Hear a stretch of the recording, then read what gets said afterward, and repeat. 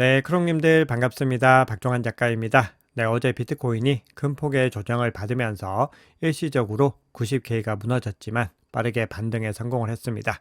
자, 현재 비트코인 가격은 하루 동안의 하락분을 상당 부분 회복을 했는데요. 아직까지 조정 장세가 완전히 끝난 것은 아닙니다. 자, 그래서 오늘 시황에서는 비트코인의 방향성과 향후 대응 전략 한번 살펴보겠습니다. 네, 오늘 영상이 도움이 되셨다면 구독, 좋아요, 댓글, 알림 설정 정중히 부탁드리겠습니다. 네, 그러면 미국 3대 지수부터 한번 살펴보겠습니다. 네, 어제 미국 3대 지수는 혼조세로 마감을 했는데요. 아직까지 지난주 발표된 12월 미국 고용지표의 여파들을 완전히 회복하지도 못하는 모습입니다.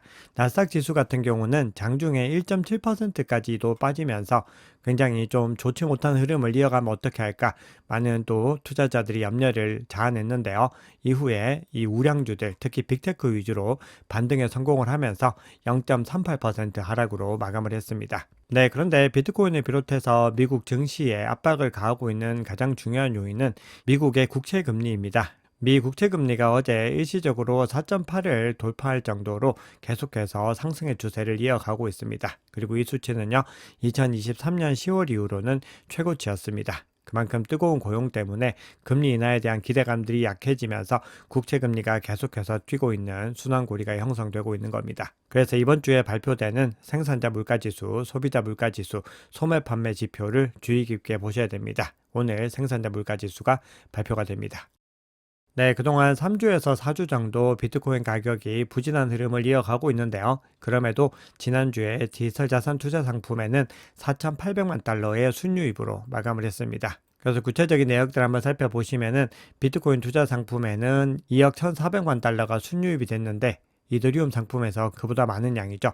2억 5,600만 달러가 빠져나갔습니다. 그리고 멀티에셋과 솔라나 그리고 XRP에 상당히 유의미하게 물량이 들어온 것을 확인할 수가 있습니다. 리플은 SEC의 주요 서면 의견서 제출 마감일이 1월 15일인데 이 기점으로 상승할 수 있을 거다라는 시장의 기대감 때문에 4,100만 달러가 순유입이 되었습니다.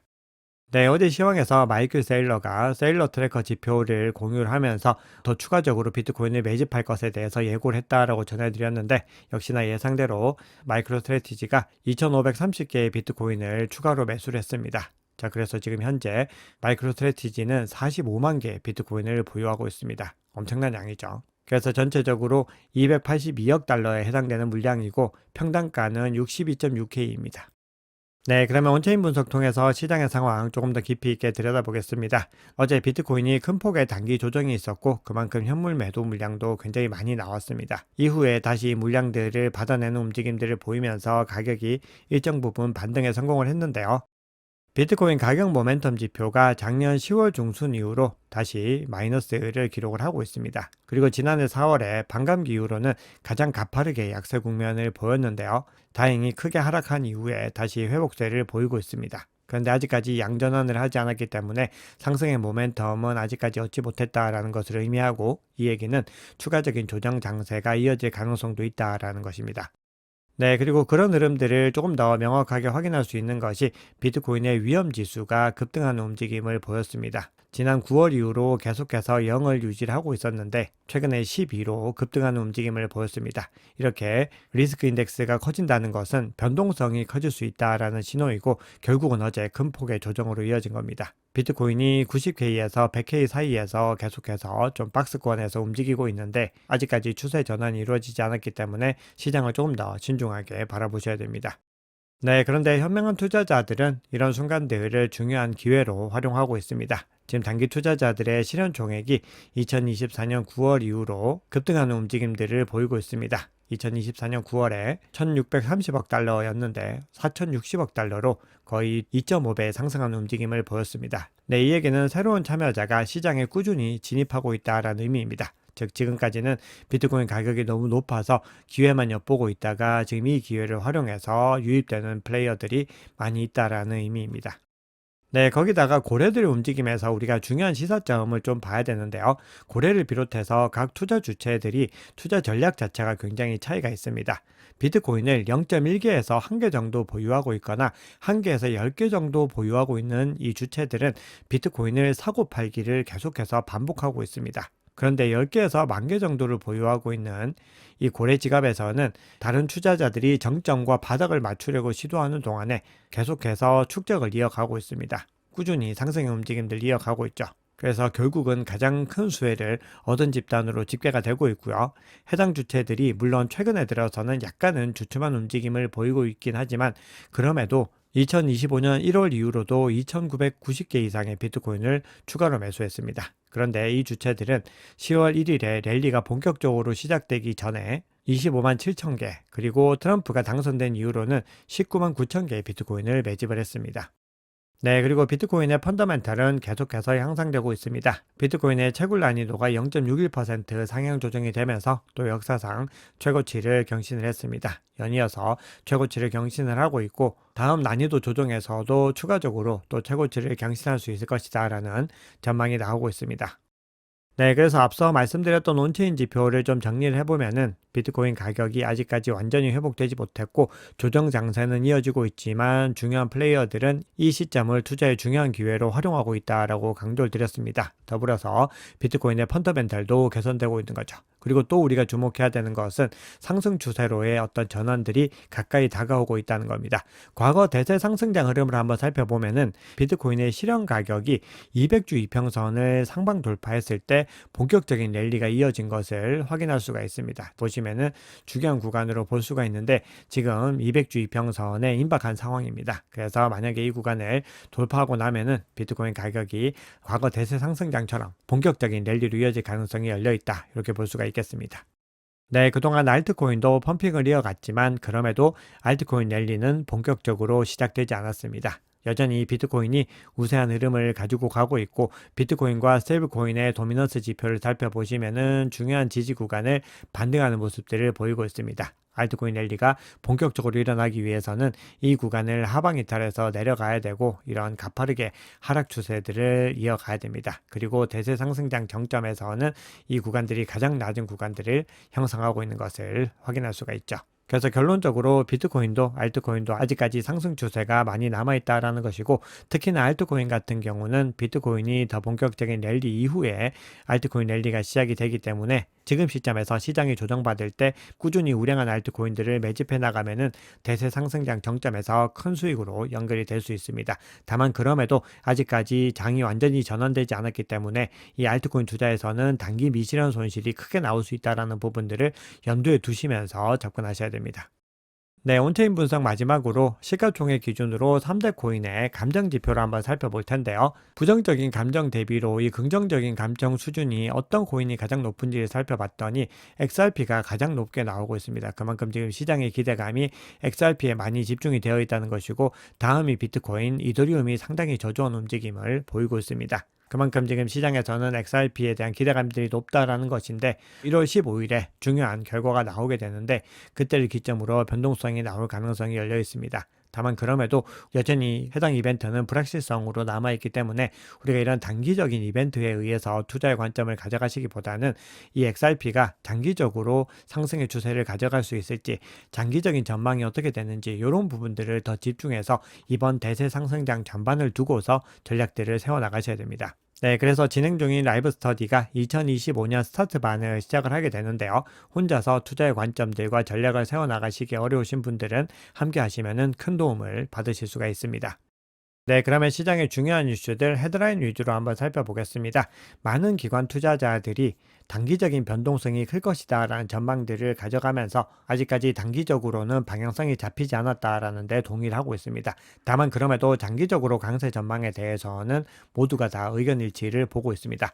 비트파이넥스가 주간 보고서인 비트파이넥스 알파를 통해서 미 국채 수익률이 급등하고 비트코인 현물 ETF의 자금 유출로 인해서 비트코인 가격이 단기적으로 고점 대비 15% 넘게 하락을 했는데 단기적으로는 더 큰 변동성에 직면할 수 있다 이렇게 이야기를 합니다. 다만 그럼에도 트럼프 행정부가 들어서고 암호화폐 규제에 대한 낙관론이 확산되면은 하락세는 제한될 수 있고 장기적으로는 강세를 보일 것이다 이렇게 주장을 합니다. 코인베이스의 암호화폐 리서치 책임자인 데이비드 두온 같은 경우도 트럼프 당선인의 1월 20일 취임을 앞두고 암호화폐 규정 변화에 대한 기대감이 높아지고 있지만 비트코인 가격은 거시적 요인에 의해서 좌우되고 있다, 이렇게 얘기를 합니다. 지금 인플레이션이 다시 살아날 수 있다라는 공포감들이 시장을 더 지배하고 있기 때문에 거시경제 이슈가 더 단기적으로는 영향을 미칠 수 있다라는 의미입니다. 그러면서 1분기 비트코인 가격 예측과 관련해서 신중하지만 낙관적으로 전망한다, 이렇게 주장을 합니다. 다만 그러면서도 그 길이 순탄치는 않을 것이다 라면서 연준이 올해 금리 인하를 단행하지 않을 수도 있다는 우려가 자산 전반에 압력을 가하고 있다라고 덧붙였습니다. 코인텔레그래프가 복수 애널리스트들 인용해서 비트코인이 이 정도 수준의 조정을 받는 것은 드문 일이 아니다, 이것들을 강조를 하면서 앞으로 상승 여력이 남아있다, 이렇게 주장을 합니다. 그러면서 반감기 이후 1월에 일어나는 비트코인 덤핑은 흔한 일이고 2017년과 2021년에도 비슷한 일이 일어났다라고 강조를 하고 있습니다. 그러면서 2017년을 보면은 1월에 비트코인이 30% 넘게 하락했지만 같은 해 2400% 급등을 했고 12월에는 2만 달러로 사상 최고가를 기록했다라고 강조하고 있습니다. 2021년에는 1월에 25% 하락했지만 11월까지 130% 급등해서 6만 9천 달러에 도달했다라고 강조를 하고 있죠. 그래서 암호화폐 전문 애널리스트인 크립토카포의 경우에는 조금만 상황이 예상과 다르게 흘러가면은 의심하는 사람들이 많아지는데 어느 정도는 정상적인 반응이다, 이렇게 주장을 하면서 결국은 존버가 답이다, 이렇게 주장을 하고 있습니다. 네, JP모건의 제이미 다이먼 CEO가 오랜만에 인터뷰에서 암호화폐에 대해서 또 혹평을 했는데요. 제도권에서 암호화폐가 폭넓게 수용되고는 있지만 암호화폐는 실제로 내재된 가치가 없다, 그러면서 JP모건이 이를 도입할 준비를 하고 있지도 않다, 이렇게 주장을 했습니다. 그러면서 비트코인은 흡연과 같다, 사람들이 비트코인을 매수할 수는 있지만 매수하는 것을 그다지 신중하다고 생각하진 않는다, 이렇게 주장을 합니다. 그동안에 제이미 다이먼은 암호화폐가 반려돌멩이며 거품이 잔뜩 낀 사기, 그리고 내가 정부 고위직이었다면은 암호화폐를 금지시켰을 것이다, 이렇게 주장을 하고 있지만 지금 열심히 JP모건도 암호화폐를 수용을 하고 있고 본인들의 블록체인을 잘 운용을 하면서 하루에 수조 원의 규모들의 자금이 운용되고 있습니다. 그리고 최근의 보고서를 통해서는 XRP 현물 ETF의 승인 가능성을 언급을 하면서 만약에 승인되게 됐을 때는 80억 달러, 최대 한화 11조 원의 유입이 가능하다, 이런 보고서도 냈습니다. 이렇게 JP모건 CEO가 극단적인 발언을 한다라고 하는 부분들은 굉장히 좋은 기회구나, 이렇게 활용을 하시면 됩니다. 그리고 그동안에 JP모건 CEO가 발언을 하고 난 이후에 지금까지 가격이 얼마나 상승했는지를 보면은 정답지는 나와 있다, 이렇게 보시면 되겠습니다. 네, 그리고 샘러 사이언티픽이라고 하는 미국의 나스닥 상장사인데요. 지금 계속해서 또 비트코인을 꾸준히 매집하고 있습니다. 지금 현 시점에서 제2의 마이크로 스트래티지가 되고자 하는 회사들이 많이 늘어나고 있습니다. 자, 그리고 도널드 트럼프의 장남이 암호화폐 기반 예측 마켓인 칼시의 전략 고문으로 합류했습니다. 이 얘기는 지금 트럼프 일가가 암호화폐에 얼마나 진심인지를 확인할 수가 있습니다.